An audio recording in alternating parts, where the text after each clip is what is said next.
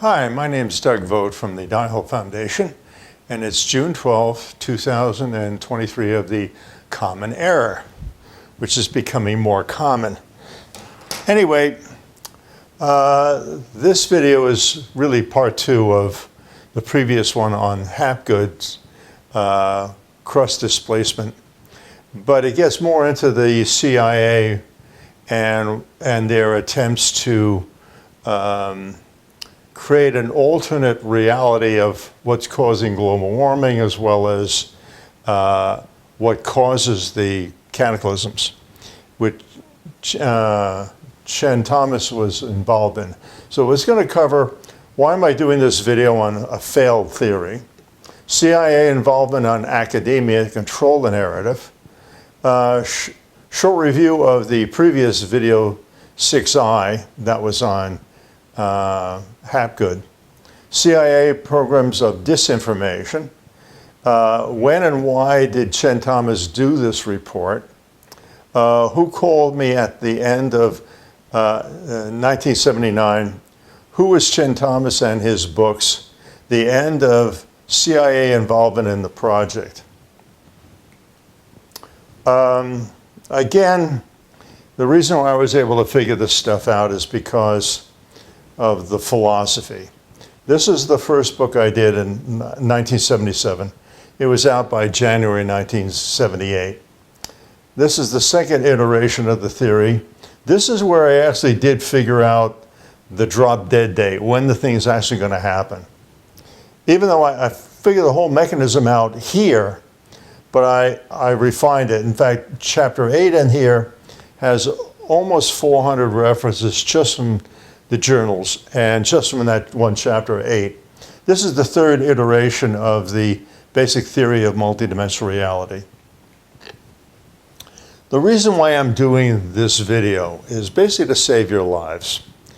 The theory that was presented by Hapgood was this crust displacement. And it was actually his associate who came up with the idea. But what it calls for is that the next time the North Pole is going to be, the axis is going to be off the coast of Peru and off the coast of, looks like, Indonesia and Southeast Asia, which means, I'll show you, it means that the axis is going to change, and it's going to be there and on the other side, which is crazy.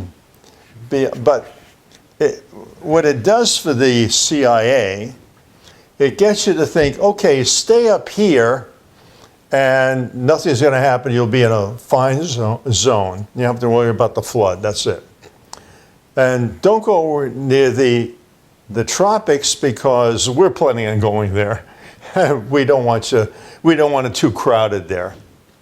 So they're diverting you and misdirecting you to go in the wrong direction.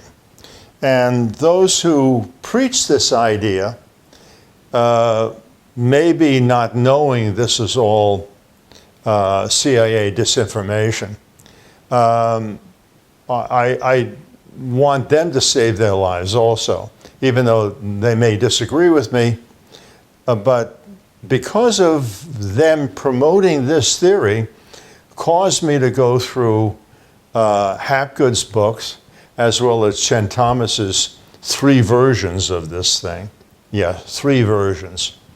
And I discovered by doing that, I finally figured out who the retired CIA agent who called me towards the end of '79, and you're going to find out. So I have them to thank for that discovery. Anyway, there's 3 versions of this thing. This was done before the end of 1963, and there's proof of it on what he puts into this version. This version came out in 1993, exactly 30 years after NASA basically had them the CIA do this information or research. And that's why I was able to become declassified. And then finally, 2013 was the 50-year mark from, again, 1959. And they, I should say 1963, and which was the date of this book. I really can't really call it a book, but anyway, I'll continue.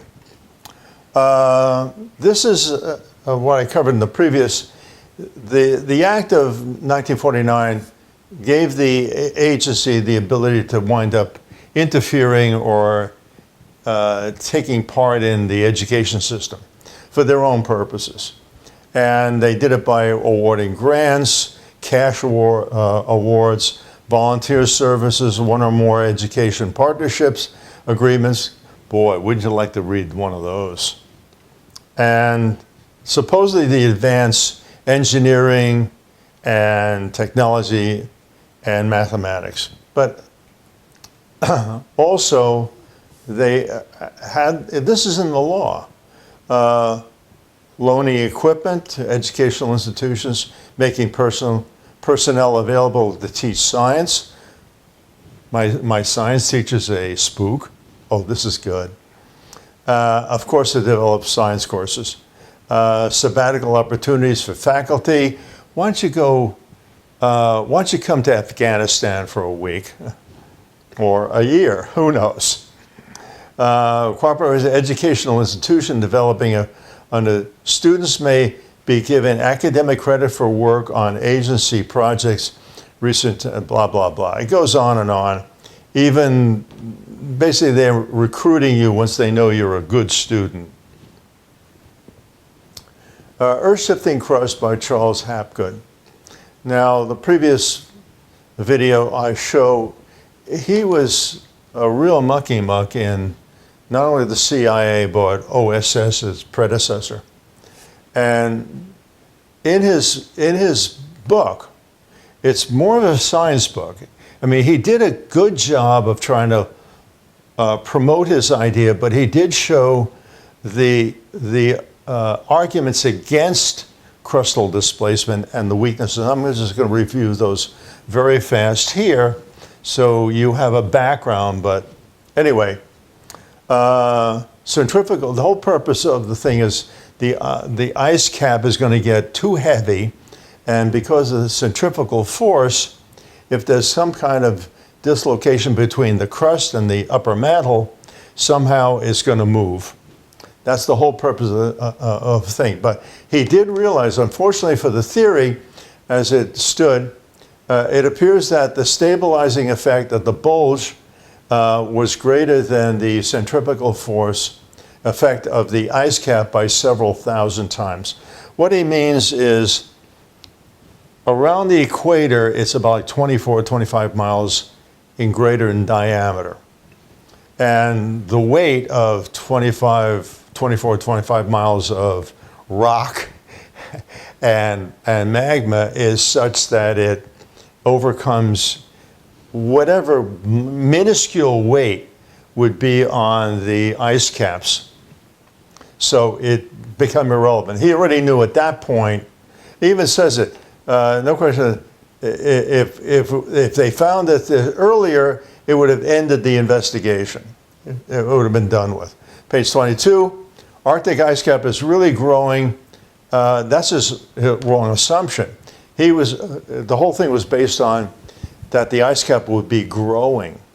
As the theory requires, or it in retreat. If both poles happen to fall in water areas, ice caps would not cease to develop, and thus the whole process of crust displacement brought to an end. Now, he knew there was major problems with this theory, but he continued it only because of his associate, Campbell, who was involved in this thing also. And also he had found a lot of geological evidence that he couldn't figure out, but in the 1950s I didn't expect them to, and I showed in the previous video what they didn't know in the 50s and very early 60s. 39 of Hapgood's book, Conflict with Basic Principles in Physics in the Field of Meteorology. Now, what this is like I've been saying before. In order to have an ice field 10 to 12,000 feet thick, or in Seattle is 4,000 feet thick, you have to have rain.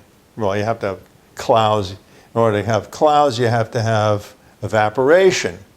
And they're saying the same thing here. And they said this before me by a lot, 1958 or 59. The rise of temperature air would seem that, therefore, to get an ice age, one has to first raise rather than lower the average temperature.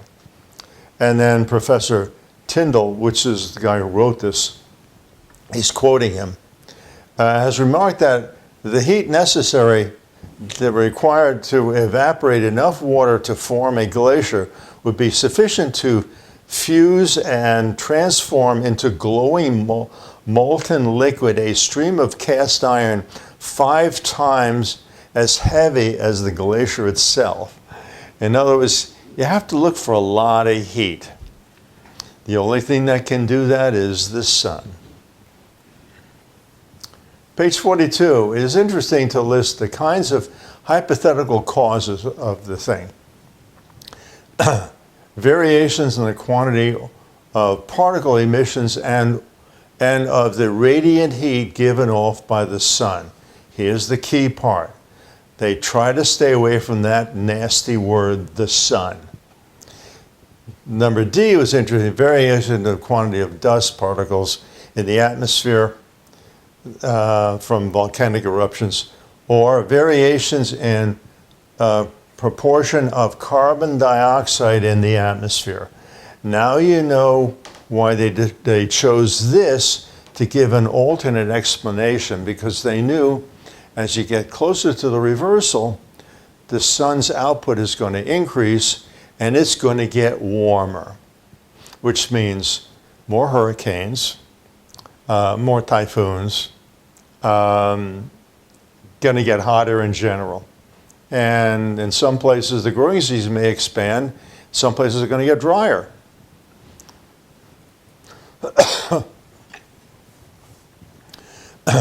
Now, this is important. This is the first meeting that President Reagan had with his cabinet in 1981, when he first took office.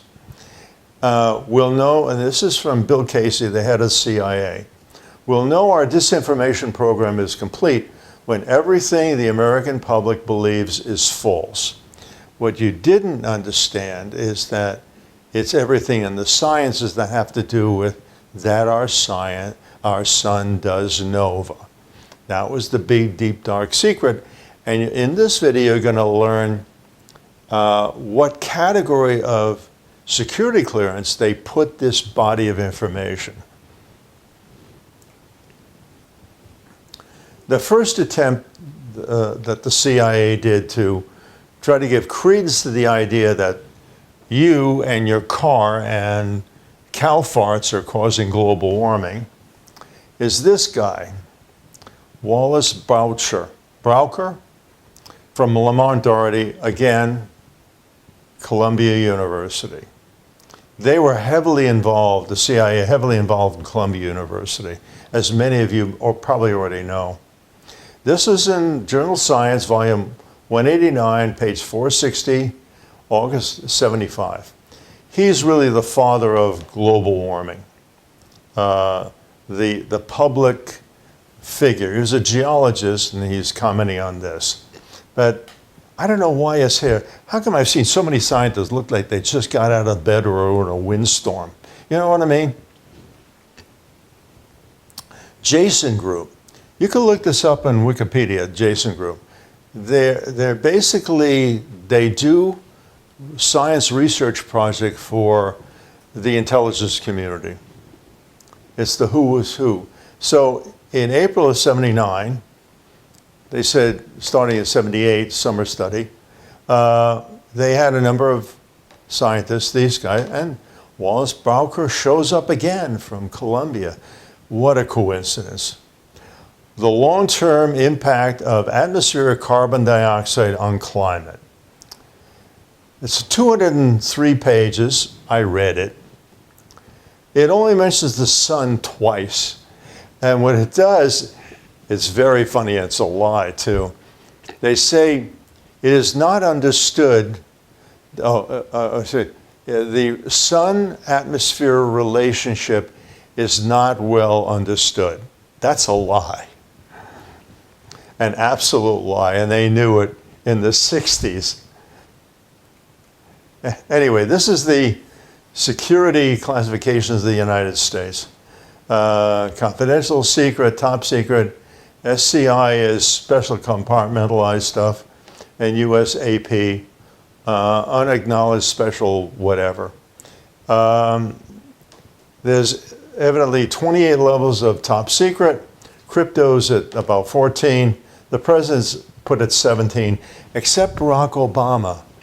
You see, he didn't get a security clearance because he didn't give his college transcripts, because maybe he didn't really go to Columbia. Maybe he was doing CIA work in Afghanistan against the Russians. You never can tell. Now, this is the compartmentalized ones: astral, stellar, ultra, luna, cosmic, majestic. Majestic, many of us have heard about this before. This is supposedly where the knowledge of UFOs resided.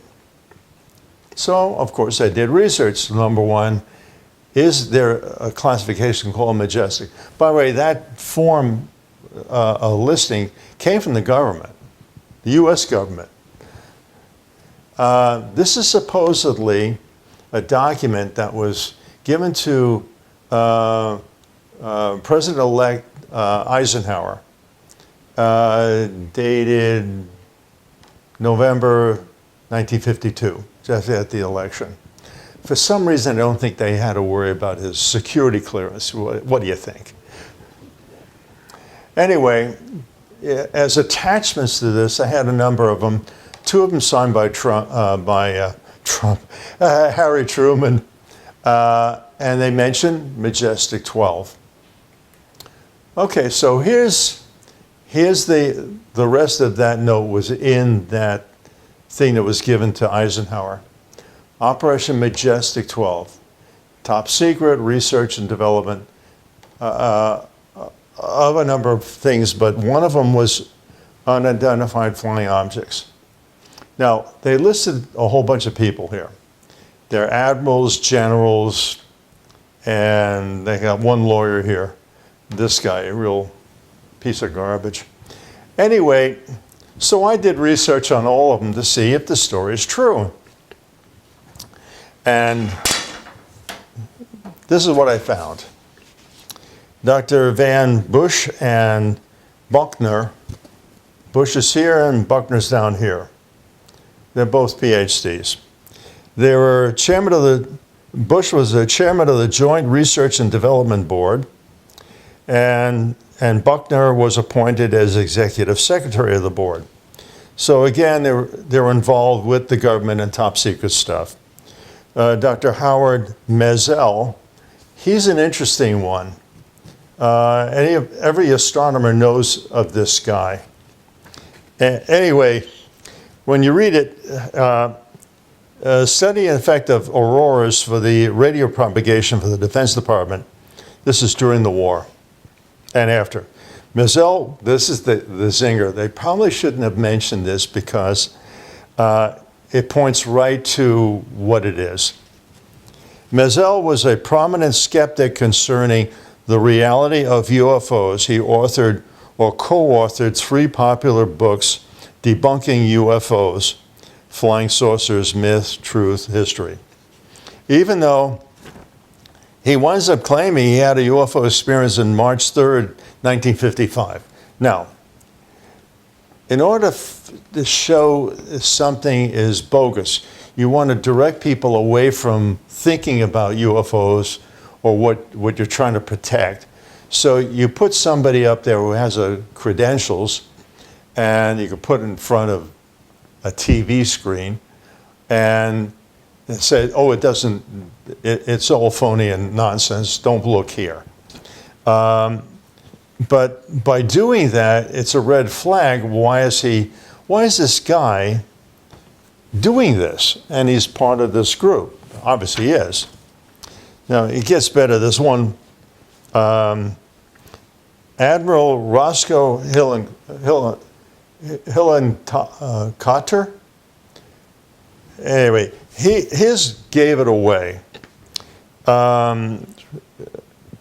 was the third director in World War II of the Central Intelligence Group. That was within the Defense Department. And then director of the Central Intelligence Agency, created by the National Security Act in 1947. Let me see.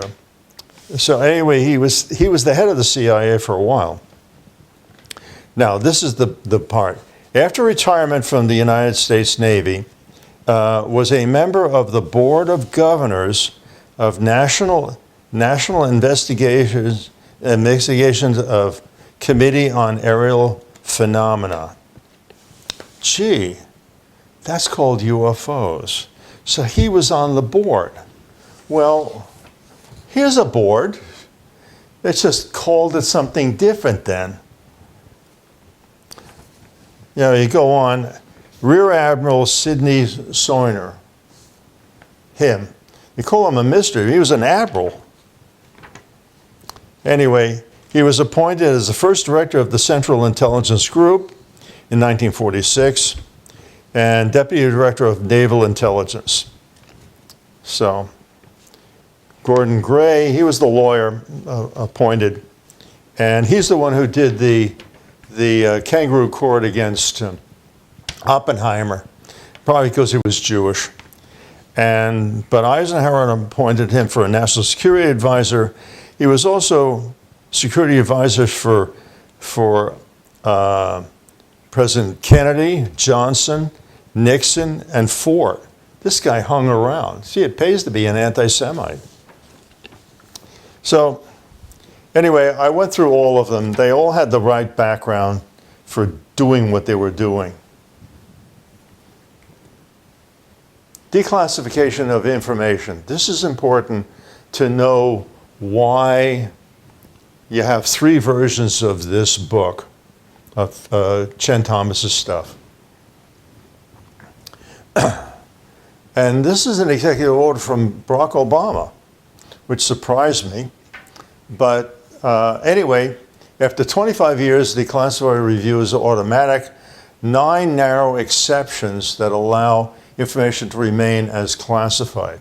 After 50 years, there are 2 exceptions. You can guess what those 2 are. In fact, I'll tell you. One was UFOs, and the other one is the fact that our sun novas. Now, the reason why it's 75 years beyond here, if you measure from 1947 to 2022, that's 75 years. And that, I think, is why the military started releasing information on UFOs. They basically had to. Besides, it wasn't that important any longer. But that's at the 75-year mark.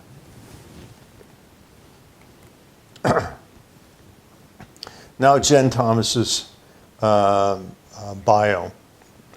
Now, in the aftermath version of the Adam and Eve story, 2013, 50 years of his first report in 1963.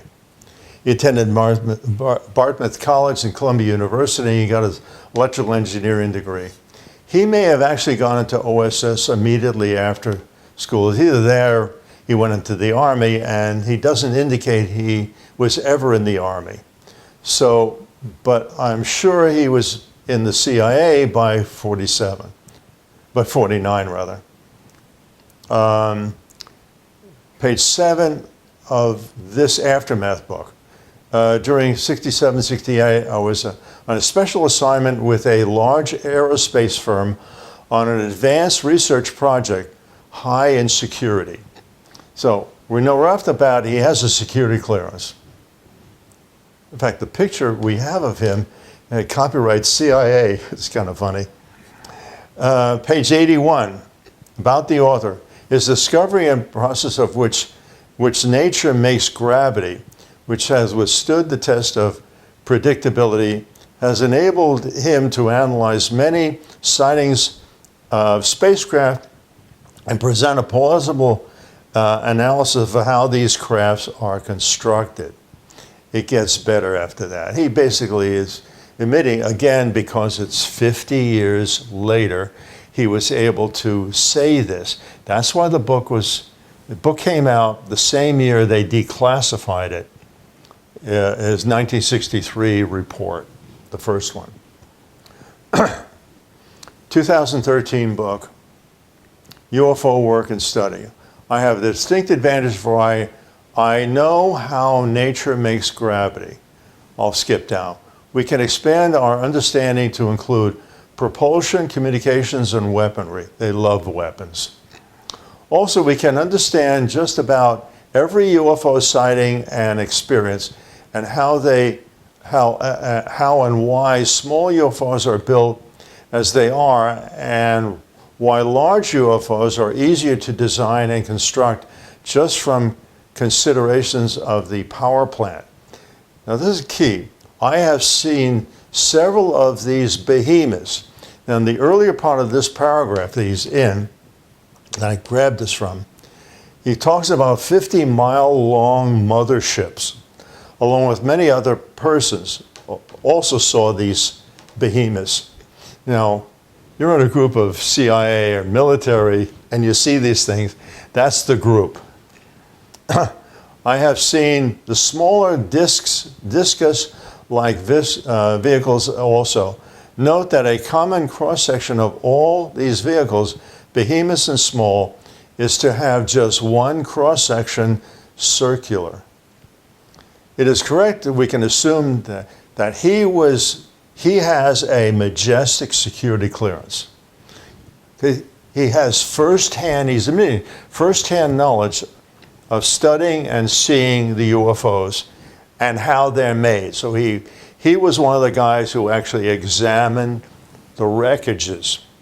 We don't know how many wreckages they've seen. Now, why did he get started and when did he get started with go off of UFOs and get onto this stuff? December 57, January 58, the sun went nuts, like I have explained in previous videos. And we had a Gleisberg cycle. And the growing season was extended by 30 days. That's called global warming. So within a half a year of this event, they passed the law that created NASA.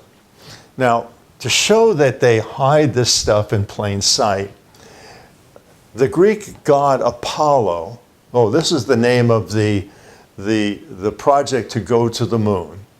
They name it Apollo. The Greek god Apollo was the sun god. So you have to understand the humor here.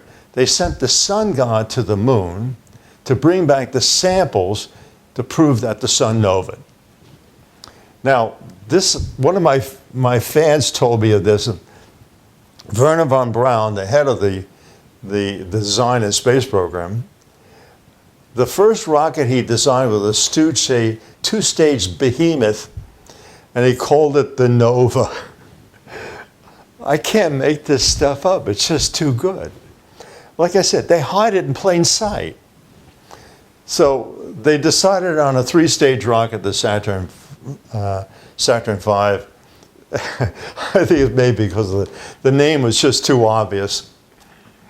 It just doesn't get any better than this.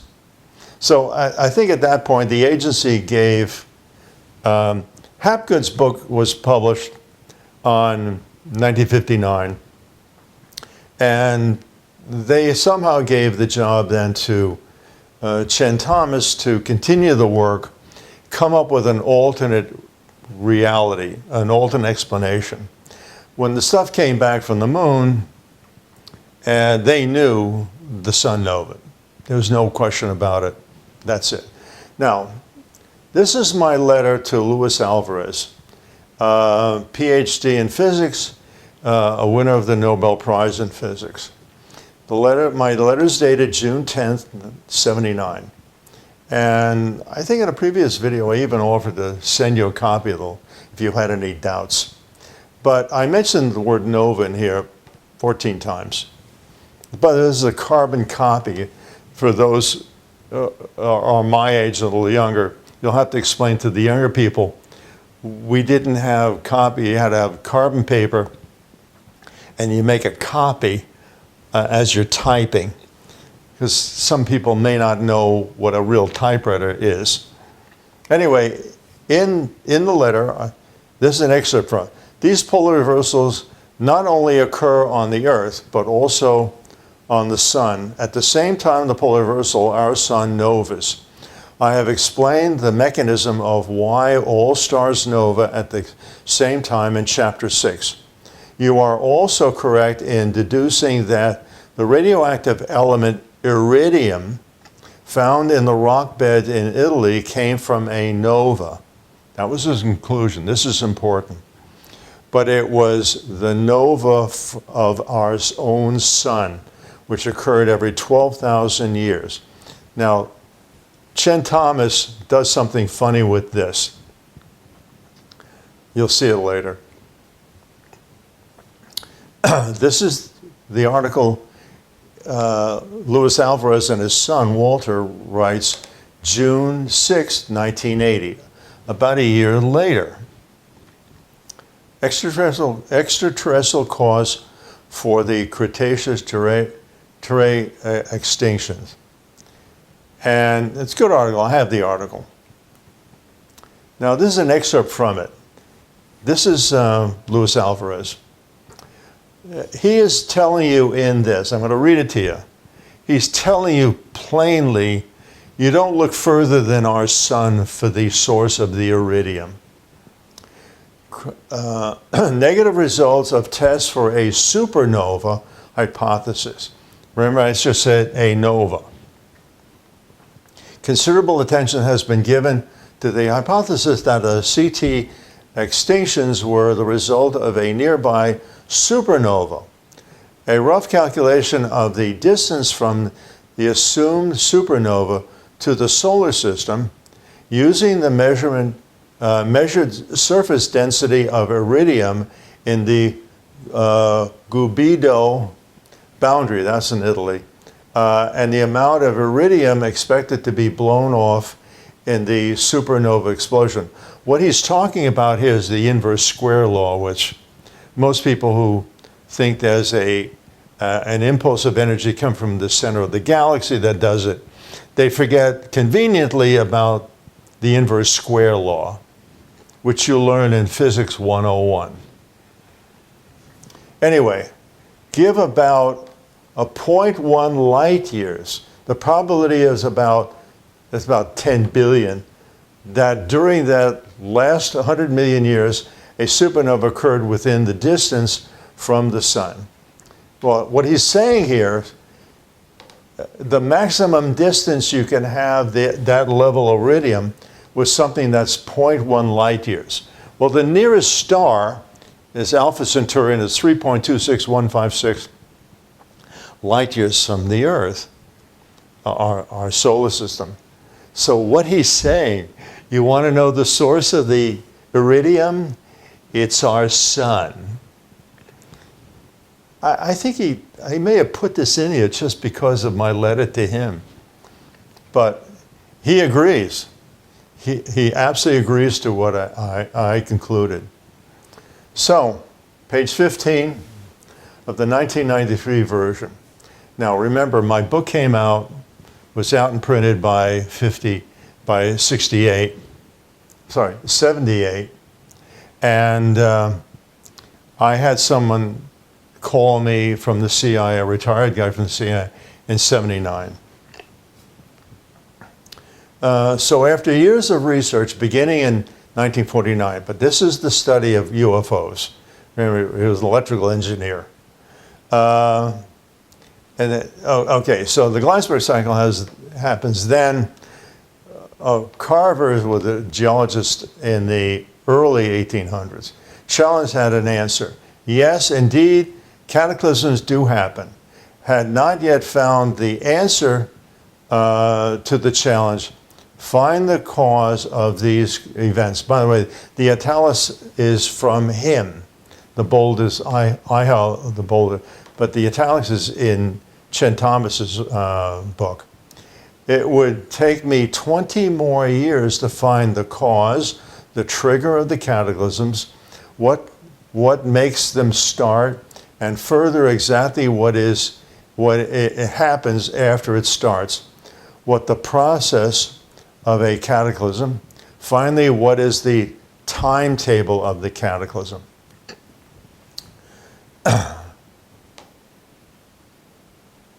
He calls me he started his work in 59. 20 years from now is 79, and that's when he called me. He's the guy who called me, none other than Chen Thomas, for two reasons. One, it was his field. That was his project at the CIA to come up with a disinformation of what caused this nightmare. They already knew it was the sun. He's not mentioning the sun to being the cause of the nova or the cataclysm at all in any of his attempts. So that's really what's going on here. He's the guy who called me up, nobody else. And the other reason is his security level. We know UFOs, he worked on UFOs. It was categorized as majestic, and it looks like they also put the knowledge that our sun novas in majestic. So because of those two factors, it had to be him. And he told me he was retired CIA. We were on the phone for 20 minutes to a half an hour. He asked me all kinds of questions. I gave him answers, and he wanted to know how I figured it out. And he did that. How did I figure it all out? So, even he, Chen Thomas, was admitting I was right, and he's not. But remember, he's writing this thing as disinformation to begin with. Anyway, this is when they released this thing exactly 50 years later from when it was written, and before Kennedy's death, and you'll see what I mean in a second. In the first part of it, they have a 4-page, there's a Time magazine article of 1966. They declassified that, what's the point? And later on, towards the end of it, they wound up inserting a 2-page shopping list. Sprinkler, toolbox, hole saw set. I mean, why? It shows you how little respect they had for this thing.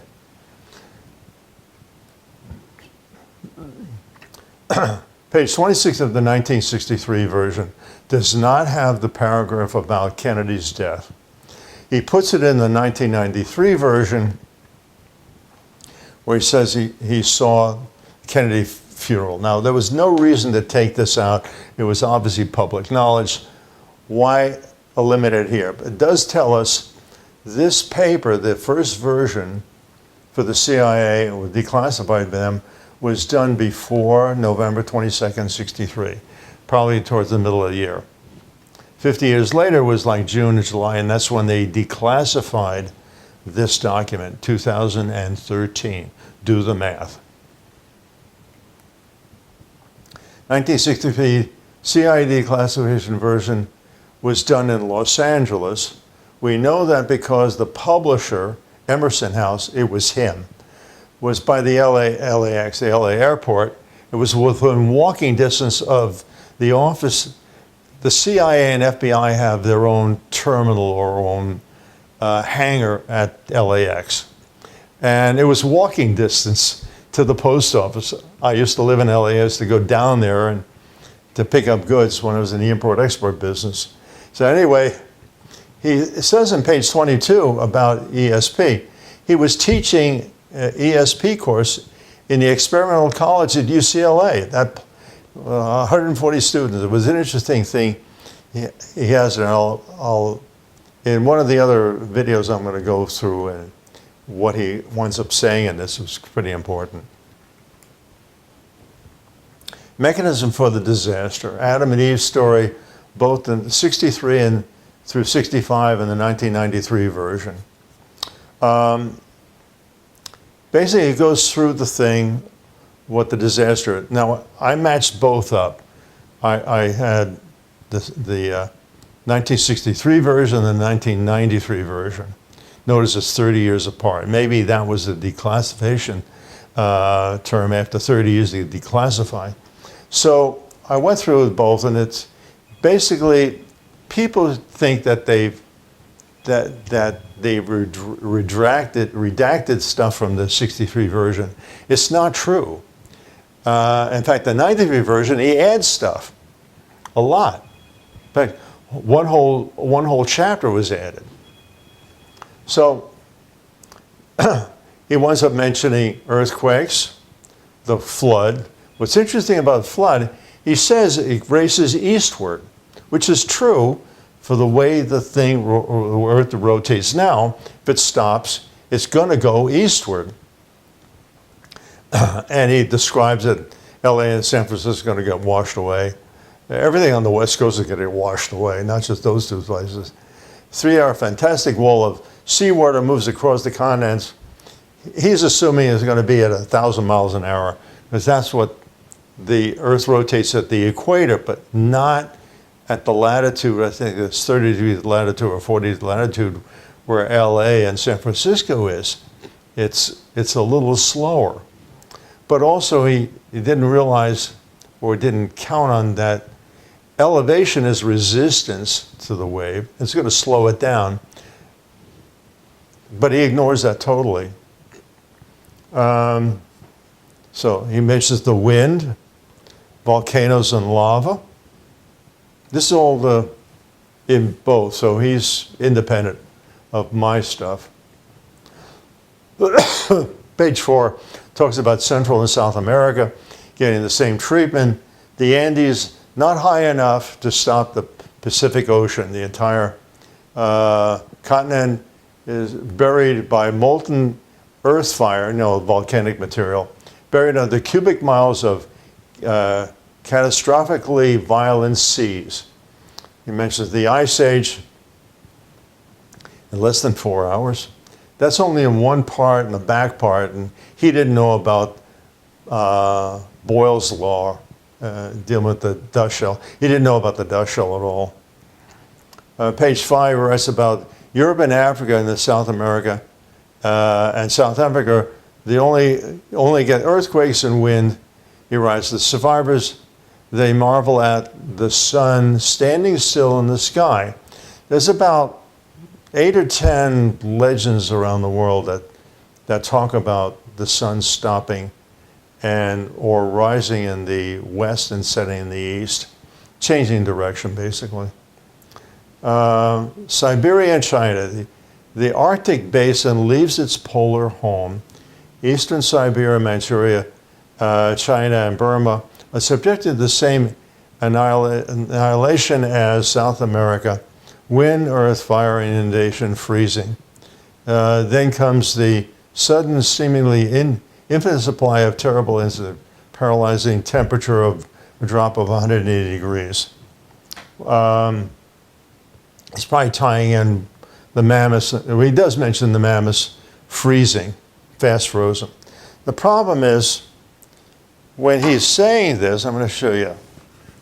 What he's saying is that, put up here, the Arctic Ocean, he's got to write that once our Earth rotates like this. If you look at it counterclockwise. So when it stops, the ocean is going to keep going. But what he's saying is that for China,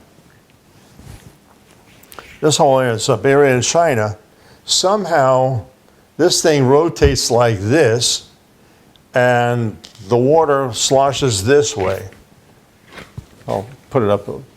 So it goes from there, from this to that, and somehow the water sloshes over China and Mongolia and Southeast Asia, which doesn't make any sense. You have two motions going on here, and I'll continue on it later.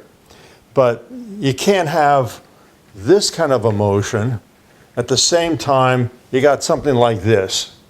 It just, the physics just doesn't, it doesn't make any sense. But that didn't bother him. Remember, he's written this thing as disinformation to fool the uneducated. The moment the axis of rotation, Antarctica and Greenland with their ice caps now rotate around the Earth in the torrid zone,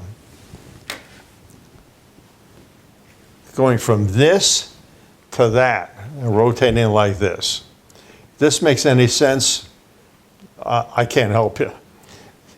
I should probably say, all geologists and geophysicists watching this, please sit down. I don't want some of my best fans hurting themselves and get a hernia from the laughter. Bay of Bengal, just east of it, is now the North Pole.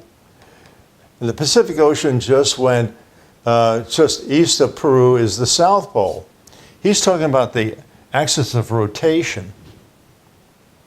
Greenland and Antarctica are now rotating equatorially and find their ice caps dissolving madly in the tropical heat. Not exactly, because there's so much, when the sun novas, there's so much moisture in the upper atmosphere. We're lucky to even see the sun for 20 or 30 or 40 years. Who knows? Less than 25 years, the ice caps are gone, and the oceans around the world rise over 200 feet. That's total nonsense. There isn't that much water in both ice caps to do that.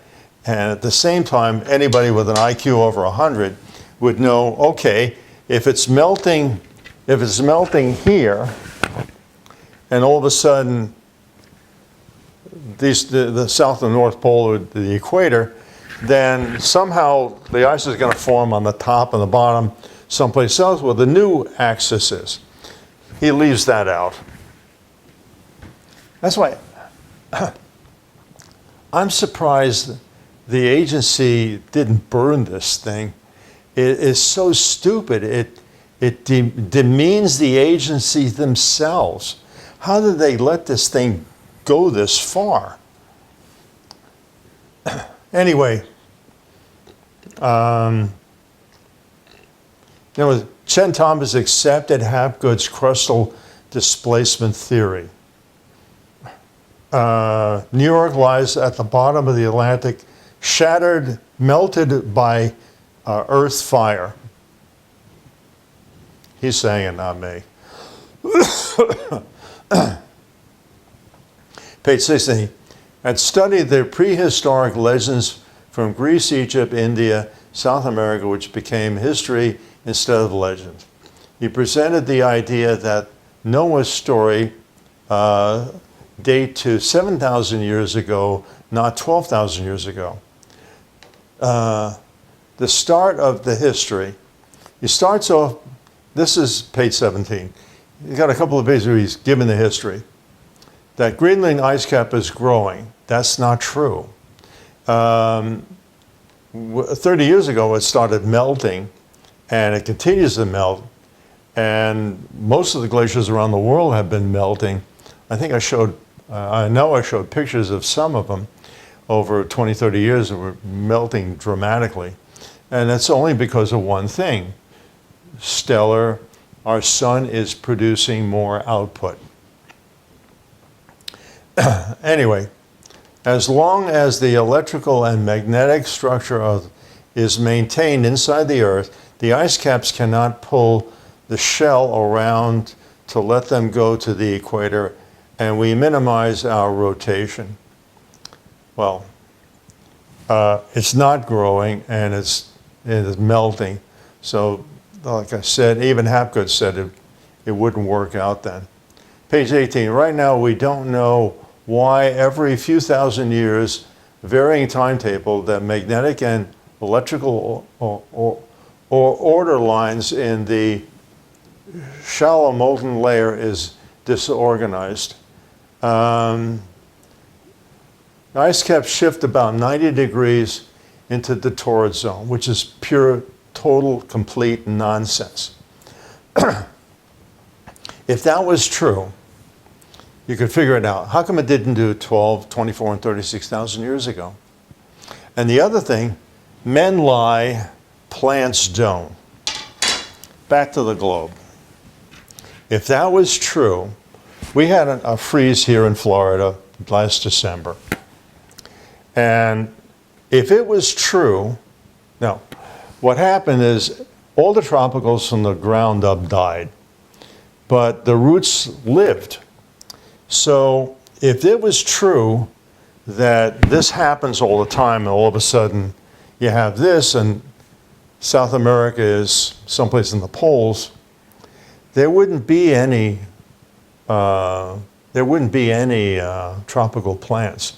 Because they never had to evolve, the DNA had never had to evolve to deal with cold climates like conifers and evergreens. That's how you know this whole thing is wrong. The plants don't lie, they did.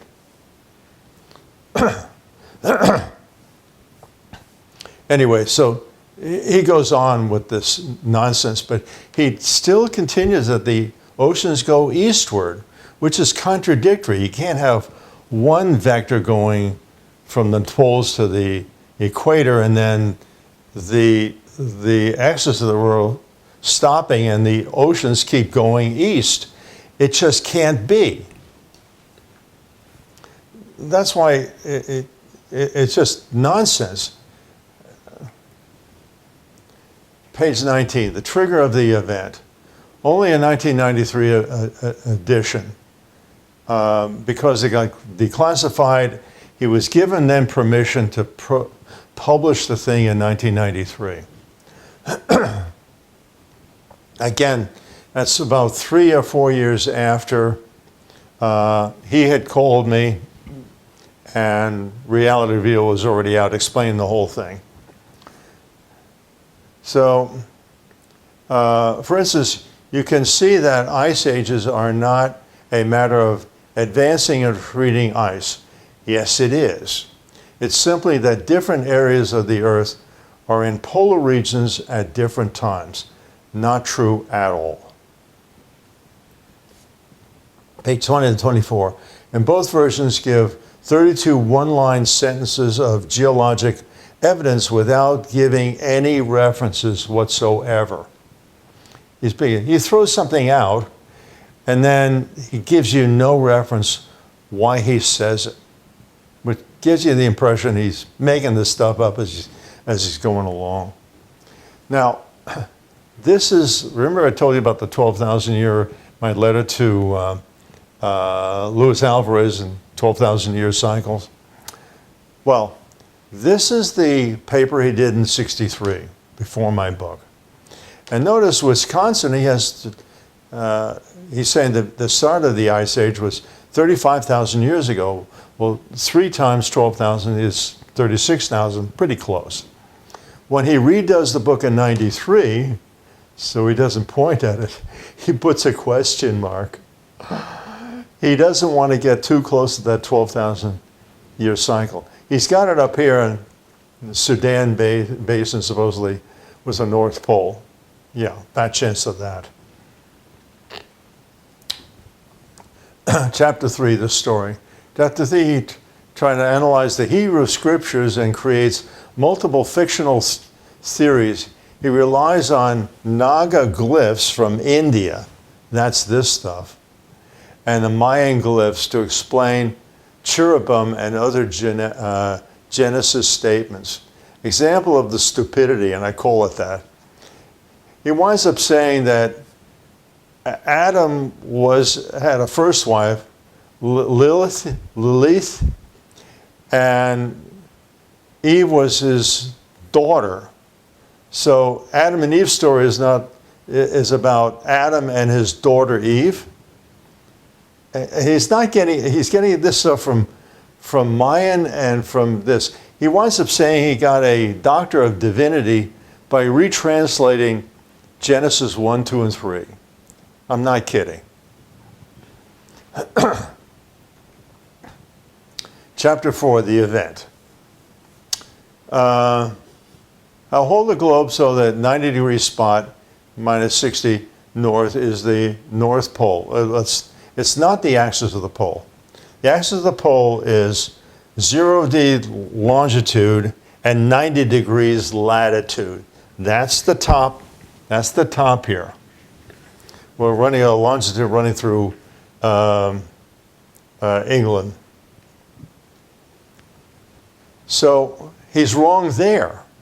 Why is he doing this? There was a huge continent in the Atlantic Ocean which stretched from England across the Atlantic to the Bahamas. You know the depth of that part of the ocean? It's from 2 to 3 miles deep. The Atlantic ridge runs through there. No continent ever lived there or existed there. Again, he's making things up. Page 44. Amazonian basin was an inlet sea. Legends call it the Sea of Zorix. That must be from Mayan stuff. By the way, he misinterprets everything that in these legends to fit his model. The west coast of South America was not mountainous. Indications are that the prehistoric city of Tacanaco, Bolivia, now at 12,500 feet, was at sea level. Now, again, I hope my geologists and geophysics friends are not laughing their heads off. Don't throw things at your TV set. Blame this guy. South America finds the Andes not high enough to stop basically the ocean washing over them. So he almost contradicts himself, but I think page 4 is trying to say what's going to happen in the future. But the last time the Andes didn't exist was probably about the Cretaceous or earlier period. We're talking 250 million years ago. That long ago. Page 45, 11,500 years ago, or 9550 BC, the Earth shifted position once more, a quarter or half a day in about 7,000 years. And was he saying the poles went from where it is now down to the equator 7,000 years ago. And that's what caused the Great Flood. There's no record, there's no carbon-14 dating of anything like that happened. The North Pole moved southward, and the Sudan basin of Africa shifted to the North Pole. There is no evidence that Sudan and that part of Africa had a glacier that was as expansive as the South Pole, Antarctica, or the North Pole. It just doesn't exist. Anyway, it goes on. It means Egypt would be covered with ice and snow, and that we know that from even the Egyptian records. That isn't true. Okay, page 47. So the cataclysm of 11,500 years ago saw Hudson Bay and the opposite area, southwest of Australia, both unroll to the equator on opposite sides of the.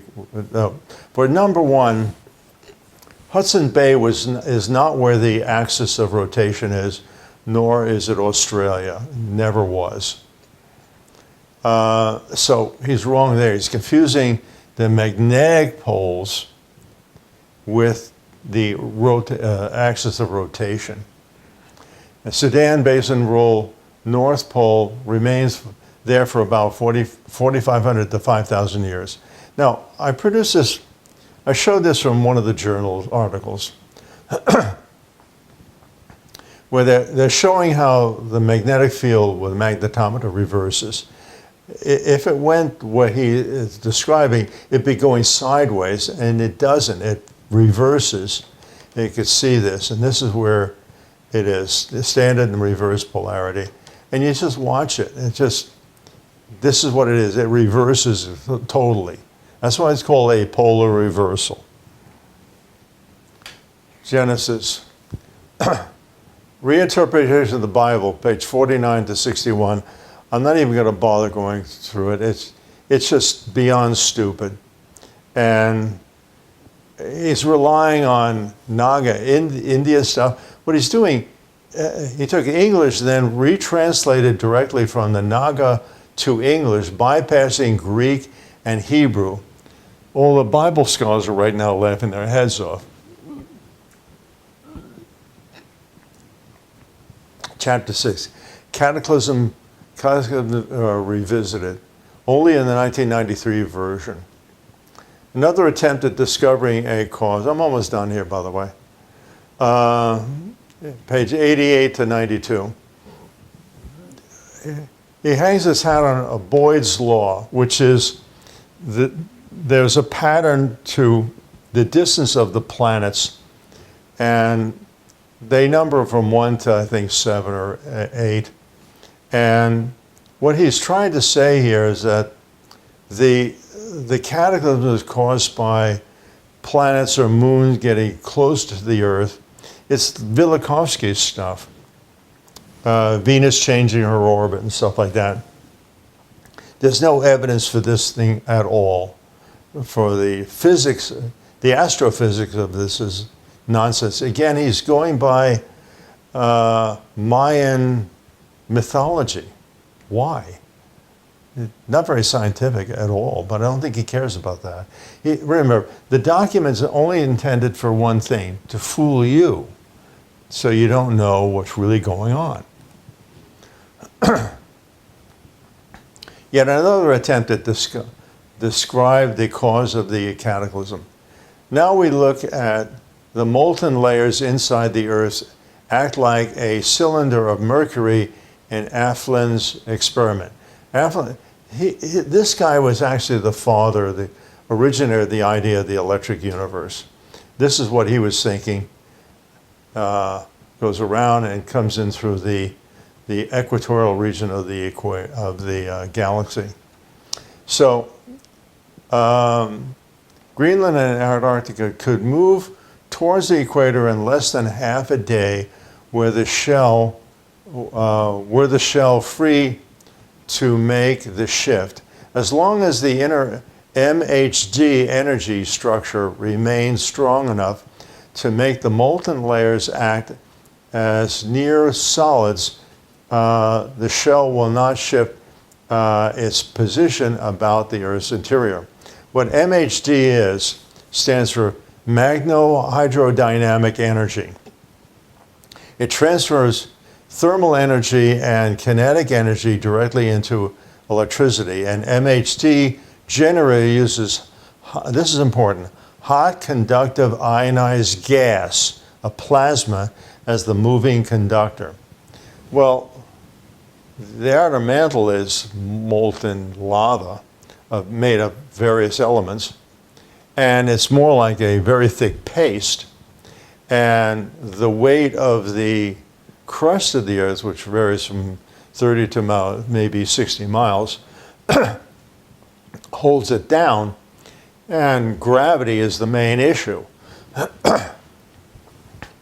So that's what he's basing it on. Page 111. However, at the time of the cataclysm, the entire solar system passes through a magnetic null zone in the Milky Way.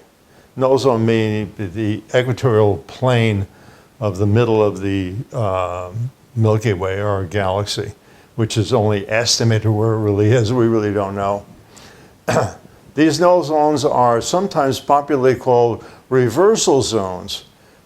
I have no idea who ever says that. And he gives no reference for it either. And so they are for the magnetic fields on either side of the galactic null zones are in opposite directions. Page 112. The shell of the Earth is free to find a new dynamic balance about the Earth's interior. It shifts in the direction of the torque imbalance, which I show doesn't exist, of the shell detects it must go and find a new balance. The trigger then is our planet's passage along the entire solar system through the galactic scale magnetic null zone, diminishing the Earth's inner MHD energy so low a level that the shallow molten layer can move. Astronomers say this. I looked it up, and by astronomers' estimates, our solar system last crossed the plane of the Milky Way some 3 million years ago. We won't do so again for another 30 million years. All of this is pure bullshit. Him trying to find some kind of a cycle that would explain these polar reversals. And he can't do it. He should have stuck with electrical engineering. The new pole ice caps form on the areas moved into the polar regions. They will not be centered with our axis of rotation, so a new growing imbalance is created. All this is not true, you'll see in a second. A new ice caps grow to resolve when the Earth, with the entire solar system, passes through another galactic null zone 10,500 years later. Okay, the reason why is this.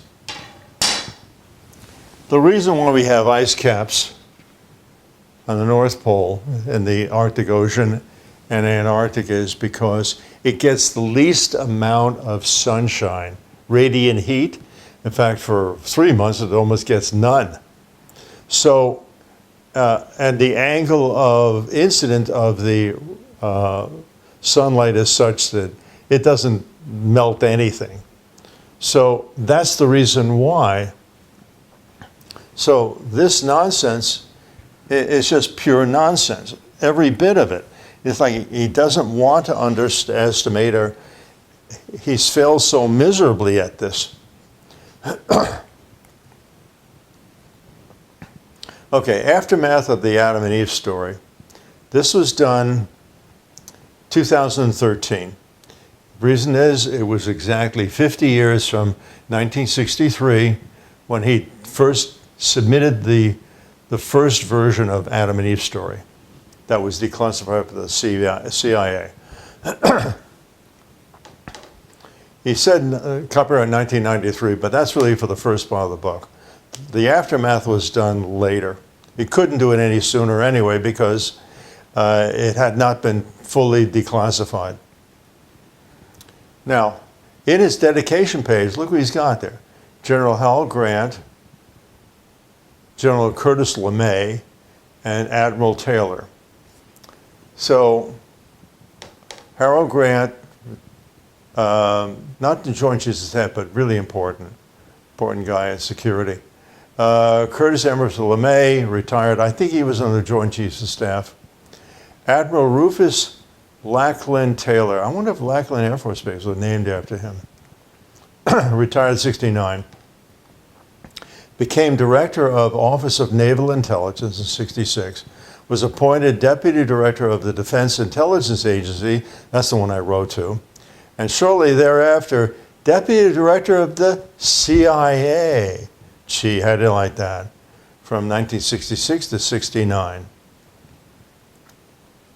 Isn't that cozy? Aftermath, page 10. I told him my work did involve the study of legends concerning civilizations in the years leading to the cataclysm when the Earth's magnetic field was decreasing at an increasing rate as they approached the null zone. In every instance, it appeared that criminality, especially man's inhumanity to man, appeared to become overwhelming. do we want to include thou shalt not lie also? Page 13. You must pick a place to survive where survival is possible, most likely being the eastern side of a mountain. So he's admitting that the ocean is going to come from the west side. Go on, build your cave system, the opening on the eastern side of it. Page 16, there will be, come a day indeed, we are going to enter the galactic magnetic null zone. He's hanging on to that theory if it's the last thing he can do. As soon as the mathematics table indicate. 85, the entire solar system is approaching a null zone again. In the Milky Way galaxy, magnetic null zone, blah, blah, blah. It's just the same pure nonsense. It's just unbelievable. Theory of evolution, he even dabbles in this. This is basically the last thing. He got this directly from God's Day Judgement book, because I'm the only one who ever connected the cosmic and gamma rays from the sun during the nova, altering the DNA. And he gives the example of your testicles getting bombarded by cosmic rays in a woman's ovaries, getting the cells changed, and you basically give birth to another type of person if you're out, you know, if you're European, 3% to 4% of your DNA is Neanderthal. How could that be? Simple. Neanderthal man and woman gave birth to us, modern man. How come?